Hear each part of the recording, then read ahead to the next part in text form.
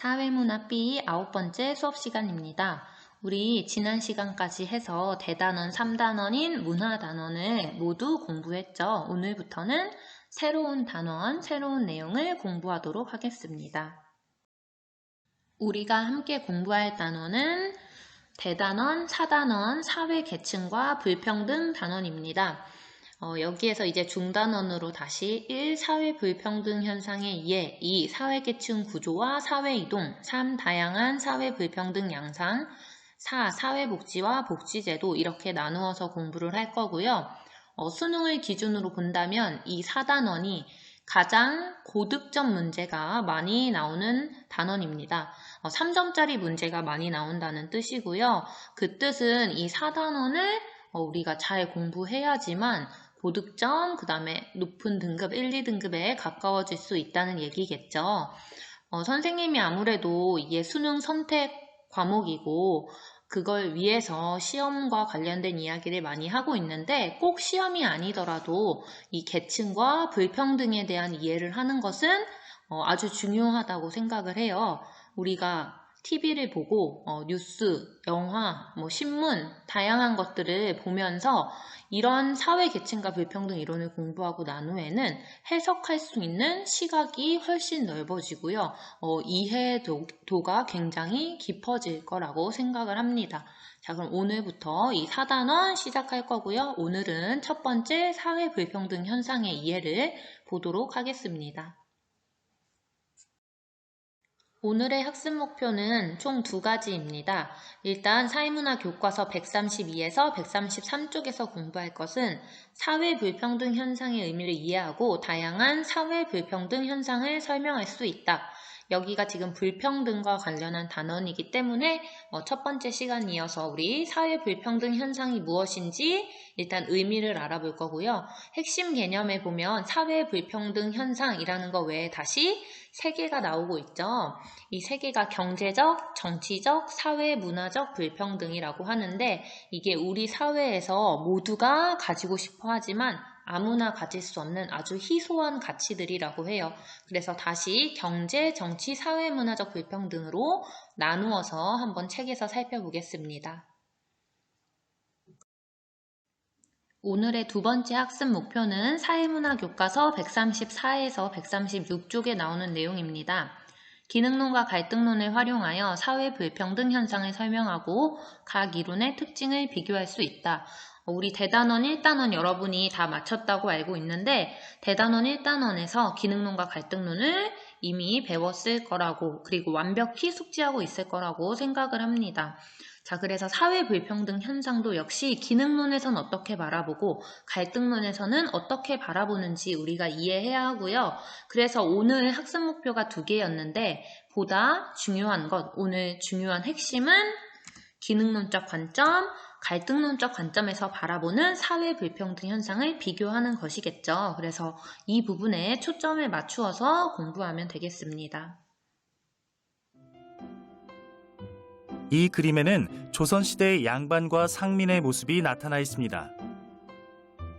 같은 사회에 사는데도 양반은 일하지 않고 편히 쉬지만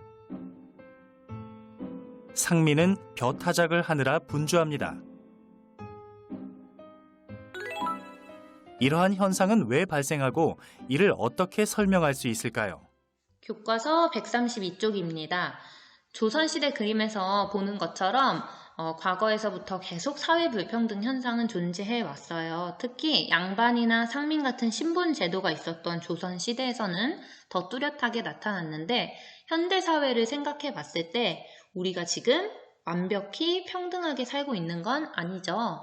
우리 지금 현대 사회에도 분명히 불평등이 존재합니다. 이런 불평등이 왜 일어나는 것인지 132쪽에서 간단히 살펴보겠습니다. 누구나 부, 권력, 명예 등과 같은 사회적 자원을 가지고 싶어 하지만 자, 여기에 중요한 단어가 3개가 나왔어요. 동그라미를 한번 쳐보겠습니다. 부와 그 다음에 권력, 3번째 명예, 이 단어에는 각각 동그라미를 쳐주세요. 이거는 대단원 4단원 끝날 때까지 계속 따라올 가장 중요한 단어들입니다. 이게 바로 우리가 가지고 싶어하는 자원이고요. 사회적 자원이고 이런 것이 충분하지 않아서 누군가는 많이 그리고 누군가는 이것을 아주 적게 거의 가져가지 못해서 불평등이라는 게 발생을 하는 거예요. 자, 누구나 가지고 싶어 하지만 이런 것은 양이 한정되어 있습니다. 자, 이것을 우리가 희소성이라고 해요. 희소성. 사회적 자원은 희소하다. 그래서 누구나 가지고 싶은 만큼 가질 수가 없다. 이에 따라 사회적 자원을 많이 가진 사람, 그렇지 않은 사람이 생기면서 개인과 집단 간의 수직적인 위계 질서가 형성된다. 여기부터 줄 치겠습니다. 이처럼 사회적 자원이 불평등하게 분배되어 개인과 집단이 서열화되어 있는 현상을 사회 불평등 현상이라고 한다. 자, 선생님이 여기서 하나 더 말하고 싶은 것은 사회 불평등 현상을 부정적으로 나쁜 것이다 라고 생각을 하고 여기를 시작하면 안 된다는 거예요. 사회 불평등 현상을 그냥 객관적으로 받아들여야 합니다. 우리가 가지고 싶어하는 이러한 자원이 모든 사람에게 평등하게 분배되어 있지 않은 현상을 사회 불평등 현상이라고 하는 거예요. 이게 꼭 나쁜 건 아니에요. 이따가 할 거지만 기능론과 갈등론적 관점, 어떤 관점에서 보느냐에 따라서 이 사회 불평등이라는 것을 굉장히 긍정적이고 우리 사회에 꼭 필요한 요소로 받아들이기도 합니다. 그리고 다 나름의 이제 논리가 있기 때문에 이런 것을 나쁘다고 우리가 생각하지 말고 일단 기능론과 갈등론적 관점에서 어떻게 해석될 수 있는지 이따가 차근차근 살펴보겠습니다. 자, 여기까지 하고요. 본문은 밑에 자료 속으로 잠깐 보도록 하겠습니다.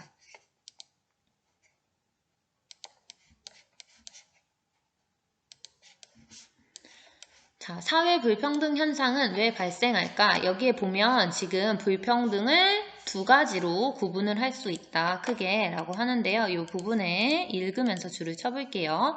불평등은 자연적 불평등과 사회적 불평등으로 구분할 수 있다. 자, 자연적 불평등이라는 것은 선천적으로 가지고 태어나는 속성에 따른 불평등을, 사회적 불평등이라는 것은 태어난 이후 후천적으로 만들어지는 속성에 따른 불평등을 가리킨다. 그래서 여러분 자연적인 불평등이다 라고 한다면 누군가는 머리가 좋아서 막 공부를 굉장히 잘해요. 조금만 해도 사람마다 잘하는 게 다르잖아요. 누군가는 영어, 어학적 재능이 뛰어나고요. 누군가는 체육 재능이 뛰어나고요.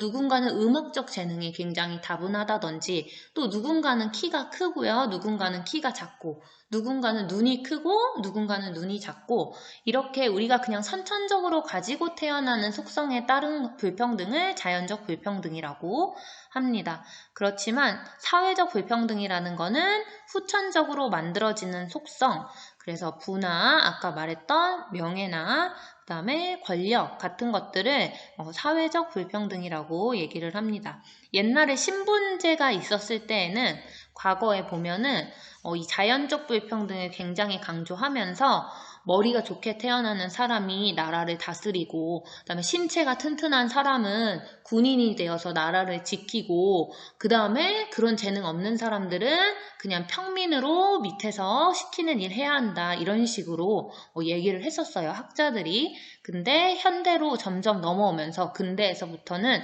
사회적 불평등, 우리 부와 권력과 명예 이런 것들이 어떤 식으로 분배되는지 신분제도, 차별 막 이런 것들에 초점을 맞추고 있는 상황입니다. 그래서 우리는 사회적 불평등을 공부할 것입니다. 교과서 133쪽입니다. 학습 목표에서 말했던 것처럼 사회 불평등을 다시 3개로 분류해서 살펴볼 건데요. 첫 번째로 경제적 불평등, 두 번째로 정치적 불평등, 그 다음에 사회 문화적 불평등으로 살펴보겠습니다. 이거는 아까 132쪽에서 동그라미 쳤던 3개의 단어랑 관련이 있어요. 경제적 불평등이 바로 부의 불평등이고요. 정치적인 불평등은 우리 권력이죠. 권력의 불평등, 사회 문화적인 불평등은 사회적으로 존경받는 것, 명예라고 했죠. 명예와 관련된 불평등이라고 생각을 하면 되겠습니다. 자, 그래서 경제적 불평등은 소득과 재산의 차이로 나타나는 불평등입니다. 소득 수준이 높은 사람, 낮은 사람, 재산이 많은 사람, 적은 사람 간에 불평등이 있고요. 우리 생활 수준의 차이가 발생하게 되죠. 자, 그 다음 정치적 불평등은 권력의 소유와 행사의 차이로 나타나는 불평등입니다. 선생님이 아까 잠깐 얘기했는데 권력이라는 것은 사회적 관계에서 한 개인이나 집단이 상대방의 저항을 무릅쓰고 자신의 의사를 관철하는 힘을 말한다. 자, 이 뜻은 상대방이 싫어해도 반대해도 동의하지 않아도 내가 이렇게 할 거야 라고 얘기를 했을 때 상대방을 굴복시킬 수 있는 것, 이것을 권력이라고 합니다. 권력이 있는 사람들은 자신이 다 결정 내리고 우리 뭔가 마음대로 한다 이렇게 생각이 되죠. 그래서 권력이라는 거는 상대방이 동의하지 않아도 그 의사에 반하더라도 내가 결정하고 추진할 수 있는 힘을 권력이라고 합니다. 자, 권력이 불평등하게 분배되어 권력을 가진 집단은 권력을 가지지 못한 집단을 지배합니다. 자, 문화적 불평등은 명예, 교육 수준, 지식 소유 등 여러 가지 사회 문화적 생활의 기회와 수준의 차이로 나타나게 됩니다. 자, 이 사회 문화적 불평등은 사실 이 두 가지랑 비교했을 때 가장 겉으로 티가 좀 많이 나지 않는, 드러나지 않는 경향이 있어요. 자, 그렇지만 어떤 학자들은 이 사회 문화적 불평등이야말로 진정한 불평등, 우리를 갈라놓는 가장 중요한 요소이다라고 하기도 합니다. 자, 이렇게 세 개로 나누어서 살펴볼 수 있지만 이 사회 불평등 현상은 한 측면의 불평등에만 그치지 않고 서로 영향을 끼치기도 합니다. 자, 예를 들어 소득 수준이 높으면 경제적 불평등에서 유리한 위치를 차지하고 있다면 돈이 많으면 우리 공부도 많이 할 수 있죠. 학원 과외도 많이 시키고요. 강남에서. 그렇죠? 그러면 그런 학생들이 좋은 대학교에 가요. 좋은 대학교에 가서 좋은 직업을 얻고요. 그 다음에 정치를 하기도 하고 큰 권력을 획득하기도 하고 사람들한테 존경받는 또 명예로운 삶을 살기도 합니다. 그래서 이 세 개가 우리가 나눠서 살펴보지만 사실 완벽하게 분리된 것이 아니라 서로 영향을 끼치고 있는 그런 불평등 현상입니다. 자, 밑에 탐구활동 하나 살펴볼 건데요. 자, 다양한 사회 불평등 현상, 우리 자료 2번만 한번 같이 보도록 할게요. 이건 말고도 이름 붙이는 거에 따라서 뭐 땡땡 불평등 여러 가지를 얘기할 수 있어요. 그 중에서 자료 2번에서 말하고 싶은 건 건강 불평등입니다. 누군가는 건강한 몸을 가지고 있고요. 누군가는 그렇지 못한 몸을 가지고 있어요. 지금 여기서 말하고자 하는 건 선천적인 건강과 관련된 것은 아니고요. 우리 사회적으로 살아가면서 누군가는 계속 건강한 삶을 유지하지만 누군가는 계속 병들고 아프고 잘 치료받지 못하는 것이 발생해요. 이제 그것과 관련된 얘기인데요. 건강 불평등은 부당하고 불공평한 건강상의 차이를 뜻하며 사회 경제적인 건강 불평등이라고도 한다. 우리나라 광역시, 도 및 시, 군, 구의 소득 수준별 기대 연령을 살펴보면 슬프게도 소득 수준이 높은 지역에 사는 주민일수록 오래 사는 것으로 나타났다. 또 개인별 소득 수준에 따른 우울증 발생 정도는 우울증은 저소득층이 상대적으로 높게 나타난대요. 자, 신체적 건강, 정신적 건강 모두 소득이 높은 경제적 불평등에서 우위를 차지한 사람들이 좋고요. 그 다음에 경제적 불평등에서 위를 차지한 좀 열악한 환경에 있는 사람들은 몸도 그다음에 정신도 많이 아픈 상황이라고 합니다. 이렇게 경제적 불평등이 건강 불평등에 큰 영향을 미치고 있다는 통계 조사가 있어요. 굉장히 안타까운 상황이죠. 그래서 이것과 관련돼서 동영상을 살짝 보고 우리 다음 기능론, 갈등론 부분으로 넘어가도록 하겠습니다.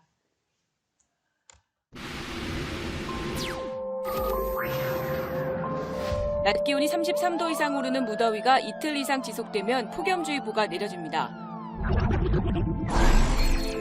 폭염경보는 이보다 2도 높은 35도가 기준으로 대구와 경북 5개 시군에는 지난해보다 14일 일찍 폭염경보가 발효됐습니다.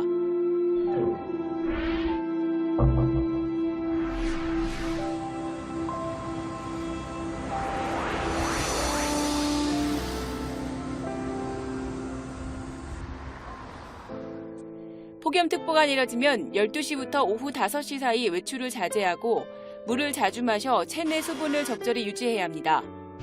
또 실내 적정 온도 26도에서 28도, 일사병이나 열사병 증상이 있으면 우선 시원한 곳으로 이동해 체온을 낮춘 뒤 최대한 빨리 병원으로 가는 것이 좋습니다. When your race is run, you faint on the faithless rule. Always, always, always.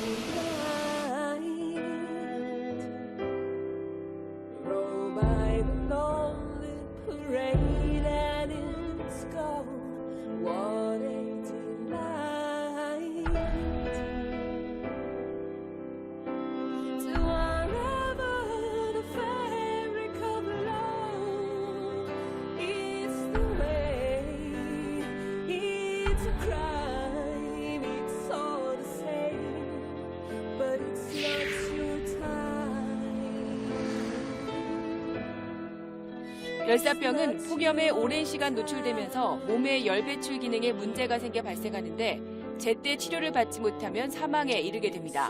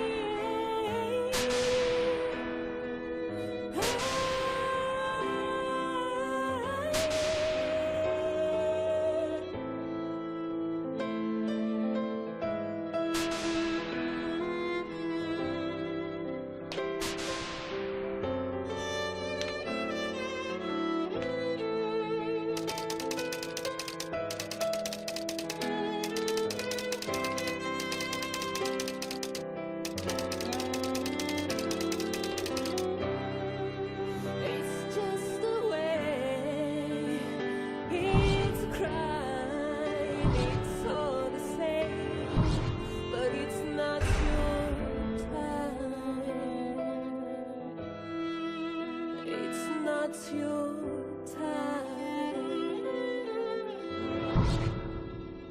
It's not your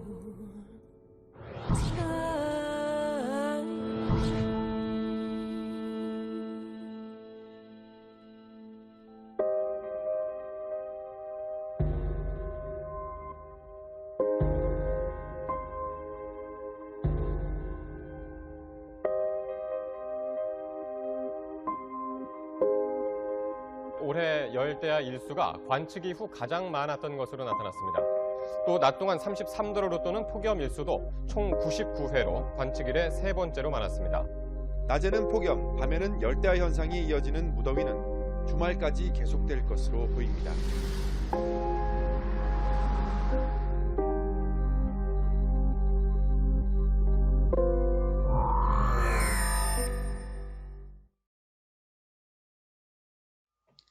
교과서 134쪽을 펴고 우리 사회 불평등 현상을 바라보는 기능론적 관점부터 공부를 해봅시다.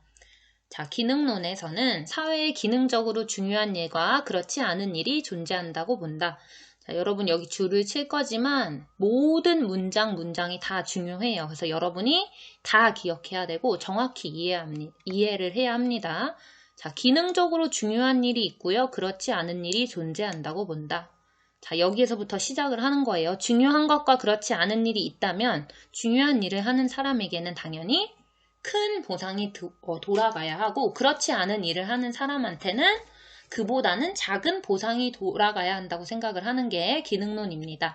자, 그래서 기능적으로 중요한 일을 하는 사람한테는 더 많은 보상을 주어야 하고 그렇지 않은 일을 하는 사람한테는 보상을 덜 주면서 사회적 자원을 차등적으로, 평등이 아니라 다르게 차등적으로 분배하는 것은 당연하다.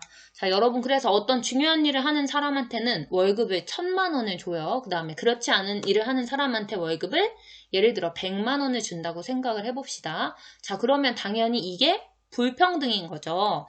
누군가는 더 자원을 많이 가지게 되었고요. 누군가는 더 자원을 적게 가지게 된 거예요. 그럼 이게 잘못된 것이냐? 라고 했을 때 기능론은 아니다. 이렇게 차이가 나는 이유는 각자 어떻게 중요한 일을 했느냐 혹은 그렇지 않은 일을 했느냐, 얼마나 노력하고 얼마나 재능이 있었느냐 혹은 얼마나 재능이 부족하고 노력이 부족했느냐, 이거에 따라서 우리가 다르게 분배를 했기 때문에 이 불평등이라는 것이 생겨나는 거고, 이것은 정말 자연스럽고 당연한 현상이다 라고 생각을 하는 게 기능론입니다. 자, 예를 들어서 보면 의사는 생명을 다루는 중요한 일을 하고 의사가 되려면 시간과 노력을 많이 들여야 하므로 그에 합당한 보상을 해야 한다는 것이다. 여러분 맞나요? 의사가 되는 거 정말 쉽지 않죠. 진짜 공부를 많이 해야 돼요. 단순히 고등학교 때, 중학교 때 1등하고 공부를 잘해서만 되는 게 아니라 의대에 가서는 진짜 더한 지옥이 기다리고 있다고 해요. 어마어마하게 많은 시간을 투자해서 거의 잠도 못 자고 공부를 해야 하는데, 이렇게 열심히 노력해서 의사가 되어서 사람의 생명을 구하는 정말 중요한 일을 하는데 어떻게 다른 직업군과 똑같이 평등하게 우리가 거기에 대해 보상을 하겠느냐, 이 뜻이죠. 이렇게 노력하고 중요한 일을 하는 사람들한테는 그에 맞는 큰 보상을 하는 것이 당연하다라고 생각하는 게 기능론입니다. 만일 의사에게 합당한 보상이 주어지지 않으면 열심히 공부해서 의사가 되려는 사람이 줄어들어 그 사회에서는 의사가 부족해질 것이라고 주장을 한다. 여러분 맞죠? 누가 돈을 똑같이 주면 누가 이렇게 힘들게 공부를 해서 의사가 되려고 하겠어요. 그래서 이런 것이 기능론의 입장이고요. 기능적 중요도에 따라 보상이 이루어질 때 필요한 사람을 적절한 자리에 배치할 수 있다고 본다. 우리 적재적소에 배치한다 라고도 하죠. 자, 여러분 동의하시나요? 의사가 우리 사회에서 굉장히 중요한 일을 하는 직업이고, 또 의사가 되기 위해 정말 많은 노력과 시간과 재능이 다 필요하다는 거 대부분 인정을 할 거예요. 그런 직업을 가진 사람에게, 그런 일을 하는 사람에게 큰 보상을 주어야 한다는 게 기능론입니다. 자, 날개를 보면 항공기 조종사 역시 일정한 자격과 전문적 지식을 갖추어야 하므로 아무나 할 수 있는 일이 아니죠. 그에 합당하도록 많은 보수를 받아야 한다고 본다면 그것이 바로 기능론적 관점입니다. 자, 그래서 항공기 조종사라든지 의사처럼 우리 사회에서 중요한 일을 하고 이 직업을 갖기 위해 수많은 노력과 시간이 들어간다면 크게 보상을 해줘야 한다. 이건 우리 사회가 다 합의한 것이다. 이렇게 생각을 하면 기능론이고요. 옆을 보면서 남은 내용에 더 줄을 쳐볼게요. 옆 페이지. 자, 이처럼 기능론에서는 사회 불평등 현상은 사회적 자원이나, 여기 같이 줄을 쳐볼게요. 사회 불평등 현상은 사회적 자원이 개인의 능력이나 사회적 기여도에 따라 합리적인 방법으로 분배된 결과이며 자연스러운 현상이라고 파악한다. 불평등은 당연한 거예요. 왜냐하면 우리는 다른 일을 하고요. 각자 일마다 중요도가 다르기 때문에 우리 사회에 기여하는 바가 다르고 그 직업을 갖기 위해서 투자해야 하는 시간과 노력 이런 것들이 다 다르기 때문에 우리가 다른 보상을 받고 그렇게 생긴 사회 불평등은 자연스럽다 이 뜻이고요. 또 이렇게 다르게 보상을 해줘야 개인의 성취 동기를 자극한다. 여러분 성취 동기라는 건 무엇을 이루어내고자 하는 그런 동기를 말하죠. 그래서 사회 발전을 이루어낼 수 있고요. 사회 불평등 현상이 아주 필수적이다라고 주장을 하면 기능론적 관점이 되겠습니다. 교과서 135쪽 사회 불평등 현상을 보는 갈등론적 관점 이어서 보겠습니다. 여러분 금수저, 은수저, 흙수저 다들 들어봤죠? 여러분 이게 우리 어느 정도 납득이 가는 얘기예요. 쟤는 금수저니까 나는 흙수저니까 이미 잘난 집, 이미 많이 가진 집의 애들은 그렇게 노력하지 않아도 혹은 똑같은 노력을 해도 훨씬 더 많은 것을 얻을 수 있고 그렇지 못한 집에서 이제 태어난 사람들은 즉 가정 환경이 넉넉지 못하면 아무리 노력을 해도 금수저 따라가기 어렵다라는 게 요즘 사회의 얘기죠. 그런 시각으로 바라볼 때 우리 갈등론적 관점이라고 할 수 있어요. 자, 일단 책을 한번 보면서 줄을 쳐보면 갈등론에서는 사회 구성원이 담당하고 있는 일의 기능적 중요성을 정확히 판단하기 어렵다라고 주장을 합니다. 여기 갈등론 시작부터 기능론과 다른 거예요. 기능론은 일의 기능적 중요성에 차이가 있다고 생각을 해서 중요한 일을 하면 보상을 많이 받고 중요하지 않은 일을 하는 사람들은 보상 조금 받고 그렇게 해서 불평등한 현상이 생기는 것은 당연하다라고 했던 반면에 갈등론에서는 애초에 기능적 중요성의 차이를 누가 정하는 거냐, 그걸 어떻게 판단하겠느냐라고 얘기를 하면서 진짜 일의 기능적 중요성에 차이가 있는 것이 아니다라고 일단 주장을 합니다. 예를 들어서 의사도 생명을 다루는 중요한 일을 하지만 소방대원도 생명을 구하는 일을 하는데 소방대원은 의사보다 상대적으로 낮은 보상을 받는 것, 이것은 합리적이지 않다고 보는 게 갈등론이에요. 소방대원분들 정말 존경스럽죠. 우리가 진짜 위험한 순간에 나타나서 정말 본인들의 목숨을 걸고 우리를 위험에서 구해주시는 분들이에요. 이런 분들이 왜 이렇게 중요한 일을 하는데 더 낮은 보상을 받느냐라고 반론을 제기할 수 있는 게 갈등론입니다. 또한 갈등론에서는 능력을 갖춘 사람이 사회적으로 중요한 위치를 차지한다는 기능론의 주장을 비판합니다. 능력이 있는 사람은 의사가 된다. 능력만 있으면 누구나 의사할 수 있다라고 생각하면 기능론이에요. 하지만 갈등론은 능력이 있어도 의사가 되기 위해서 시간과 비용이 많이 드는데 가난한 집에서 태어난 사람은 잠재적 능력과 자질이 있더라도 의사가 되기 쉽겠느냐. 그만큼 집에서 시간과 비용을 충분히 들여서 자기가 가진 능력을 발휘할 수 있게 여유 있는 집안일 때 그런 사람들이 의사가 되는 거지, 어려운 집안에서 태어난 사람들은 능력이 있어도 그러한 서포트를 받지 못하고 의사가 되기 어려운 게 지금 우리 사회의 현실이다라고 생각을 하는 거예요. 즉 갈등론은 사회적 자원이 개인의 능력보다 가정 배경에 따라 불공평하게 분배된다고 본다. 여기 줄을 쳐볼게요.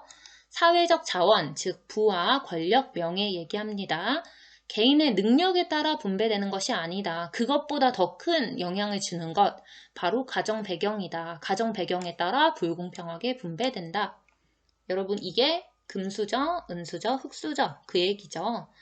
가진 자들은 계속 배가 불러요. 그 다음 어려운 자들은 노력을 해도 지금 상황을 벗어나기가 너무너무 힘들다는 거예요.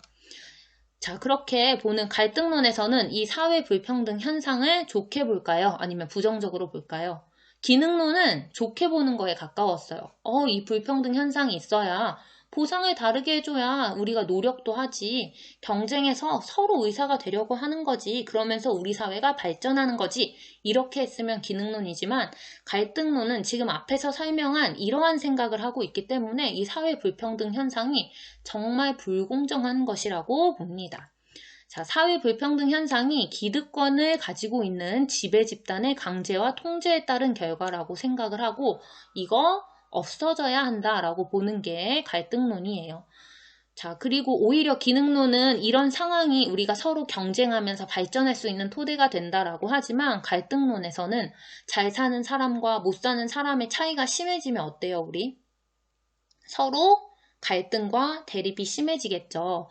여러분, 비슷한 수준이면은 이해하기가 쉬워요. 근데 차이가 많이 나면 사는 모습이 아예 달라지면서 서로를 이해하기 어렵고 그 다음에 내 옆에 있는 사람은 저렇게 많이 가졌는데 나는 이것밖에 없다니 라는 생각에 막 열등감도 생기고요.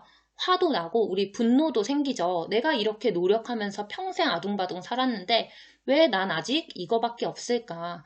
이런 생각을 할 수도 있고요. 우리 사회에 갈등과 대립이 심해지고 우리 사회가 발전하는 게 아니라 더 안 좋은 영향을 끼치는 것이 바로 불평등 현상이라고 갈등론에서는 생각을 합니다. 중요한 직업이라는 것 자체가 갈등론에서는 기득권이 다 정해놓은 거다라고 생각을 해요. 자, 그래서 갈등론 현상 여기까지 갈등론에서 바라보는 사회 불평등 현상 여기까지 얘기를 하고요.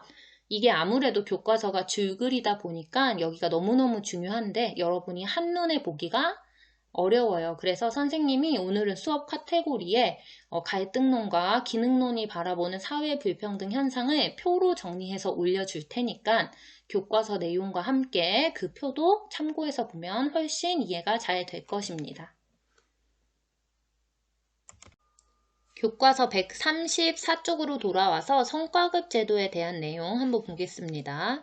성과급 제도라는 것은 자신의 능력을 잘 발휘하여 많은 보수를 받음으로써 그 능력을 인정받는 제도이므로 바람직하다. 자, 여기 첫 번째 줄에 줄을 치고요. 성과급 제도라는 거는 능력에 따라서 보수를 다르게 주는 거예요.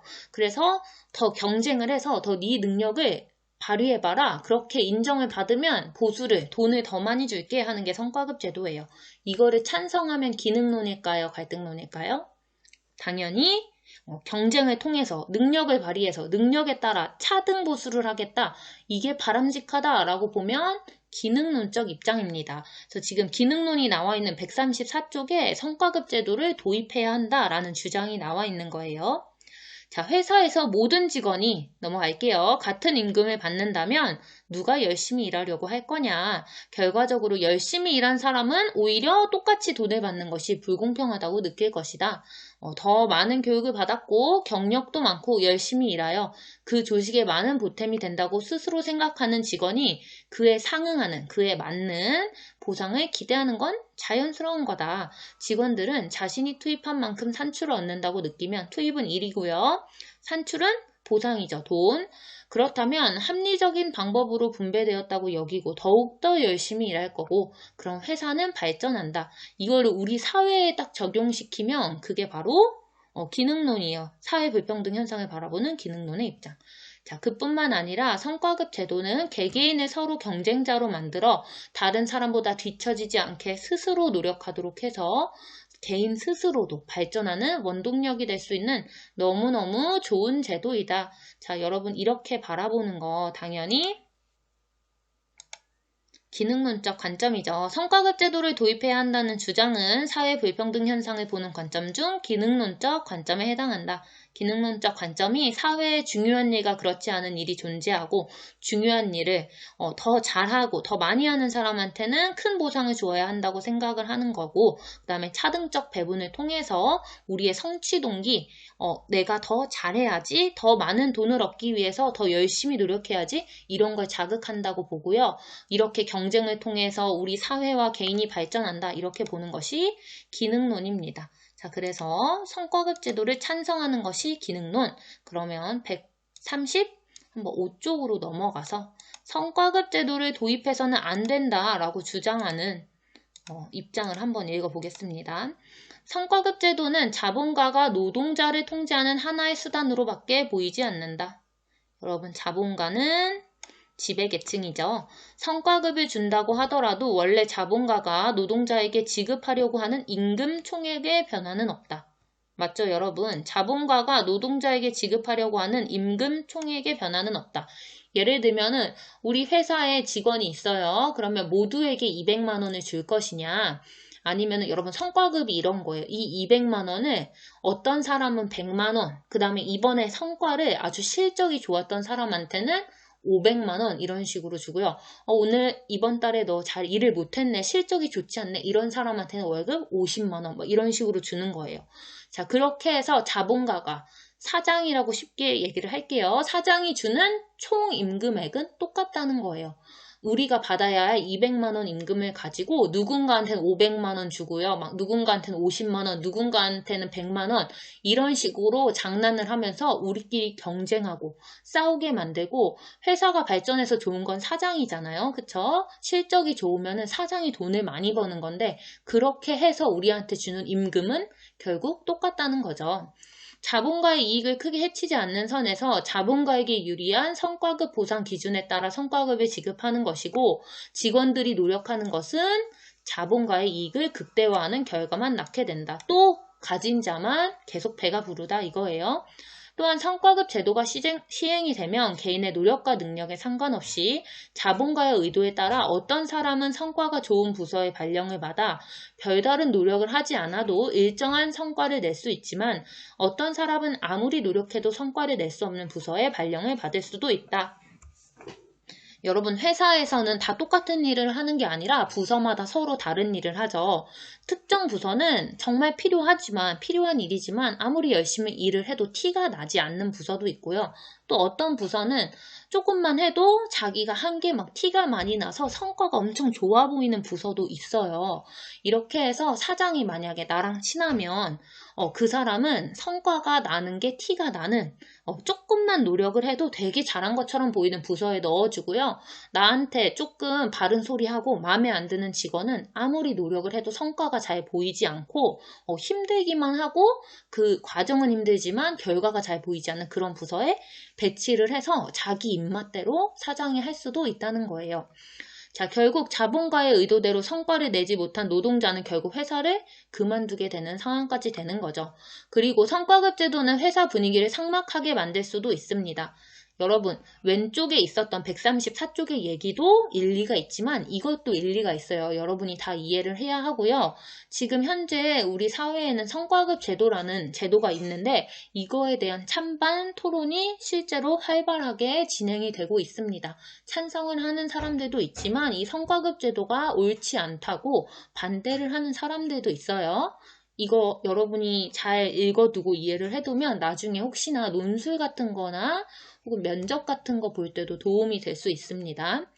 성과급 제도는 회사 분위기를 삭막하게 만들 수도 있다. 경쟁을 하다 보면 인간적인 유대 관계나 지나친 경쟁과 갈등 관계가 형성되어 근무 환경을 해칠 수 있다.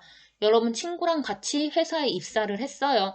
나도 열심히 했지만 우리 부서는 티가 안 나는 부서였고요. 친구네 부서는 티가 잘 나는 부서였어요. 꼭 그게 아니더라도 친구가 조금 더 이번 달에 잘했을 수도 있죠. 근데 우리 똑같이 1년 차인데 친구의 월급은 700만 원이고요. 저는 이번 달에 70만 원만 받았어요. 그럼 어때요? 기분이 좋을까요? 회사 분위기 당연히 삭막해지겠죠. 그리고 인간적인 유대관계 이런 것보다는 지나친 경쟁과 갈등 관계, 이번에는 내가 쟤를 이겨야지, 이번에 달에는 내가 쟤보다 더 잘해야지, 막 이런 생각으로 가득 차면서 근무 환경이 안 좋아질 수 있다는 겁니다. 그래서 성과급 제도는 자본가를 위한 제도일 뿐이고 우리 회사 분위기에 전혀 도움이 되지 않는 불필요한, 그 다음에 도입돼서는 안 된다는 제도다라고 생각을 하면 이것은 갈등론적 입장이 되겠습니다. 정답 확인을 한번 해볼게요. 성과급 제도를 도입해서 안 된다는 주장은 갈등론적 관점에 해당한다. 갈등론적 관점은 사회 구성원이 담당하고 있는 일의 기능적 중요성을 정확히 판단하기 어려우며 사회적 자원이 개인의 능력보다 가정 배경 등에 따라 불공평하게 분배된다고 본다. 이러한 갈등론적 관점은 성과급 제도가 자본가가 노동자를 통제하는 하나의 수단이라고 생각을 하고요. 그래서 이거를 도입해서는 안 된다라고 생각을 하는 거죠. 즉, 자본가에게 지배계층에게만 유리하고 우리 노동자들끼리 싸우게 만들고 분위기를 삭막하게 만드는 그런 제도라고 생각을 하는 겁니다. 선생님이 정신없이 사회 불평등 현상을 바라보는 기능론과 갈등론적 관점에 대해서 설명을 했어요. 여러분, 기능론적 관점을 들었을 때는 그게 맞는 것 같고 또 이해가 되는데 갈등론적 관점에 대한 얘기를 들어봤을 때 이것도 맞고 어느 정도 일리가 있는데 라는 생각이 들죠. 선생님도 공부할 때 마찬가지였고 지금 생각도 그렇습니다. 두 개 다 교과서에 실렸다는 얘기는 두 개 다 일리가 있고요. 우리가 기억해야 하는 부분들이 있다는 거예요. 그래서 결론은 사회 불평등 현상의 균형 있는 이해, 우리가 두 가지 관점을 잘 이해해서 우리 사회 불평등 현상을 바라볼 때 좀 균형적으로 바라봐야 한다는 건데요. 교과서 내용 오늘 136쪽 마지막으로 보겠습니다. 기능론과 갈등론은 사회 불평등 현상을 분석할 때 서로 다른 측면에서 접근함으로 각각 한계가 있다. 그러므로 기능론적 관점으로만 사회 불평등 현상을 보면 어떨까요? 불평등은 당연한 거고 필요한 거고 있어야 하는 거다 라고 생각을 하면요. 제도적으로 고착화될 수 있다. 자, 기능론적 관점으로만 사회 불평등 현상을 보면요. 고착화된다는 건 그냥 불평등이라는 게 이렇게 딱 굳어져 버린다는 거예요. 이게 개선되거나 더 나아지지 않고요. 그냥 이대로 굳어져 버린다. 자, 그래서 기능론적 관점에는 한계가 있다는 겁니다. 이런 식으로만 불평등을 우리가 계속 생각하면 결국 가지지 못한 사람들의 사회의 불만은 커질 거고요. 우리 사회에 큰 갈등이 초래될 수도 있습니다. 자, 반면에 갈등론적 관점이라고 또 다 옳은 것은 아니죠.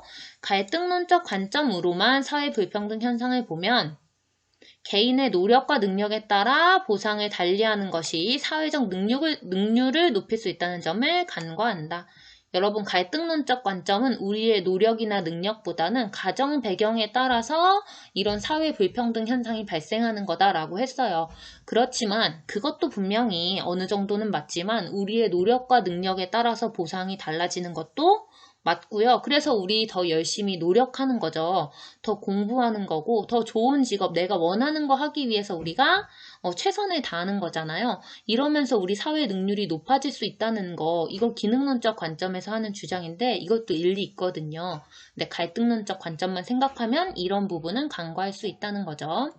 또한 집단 간 갈등과 대립을 지나치게 부각하여 사회 통합을 저해할 수 있다. 자, 따라서 사회 불평등 현상을 볼 때 하나의 관점에만 주목하기보다는 두 개를 조화하여 균형 있게 이해하자라는 것이 이번 시간의 결론입니다. 선생님이 아까 말한 것처럼 수업 카테고리에 오늘은 갈등론적 관점과 기능론적 관점에서 불평등 현상을 바라보는 것 표로 정리해서 올려줄 거예요. 그것까지 꼭 보고 오늘 수업 정리해 주시기 바랍니다. 오늘도 수업 듣느라 고생했습니다. 다음 시간 10차 시에는 137쪽에 나오는 계급과 계층 이론에 대해 공부를 할 거예요. 다음 시간에는 교과서 이 한 페이지만 할 거고 너무 중요한 거기 때문에 여기도 선생님이 내용을 보충해서 수업을 만들어 보도록 하겠습니다. 그리고 기출문제도 다음 시간에 풀어보도록 하겠습니다.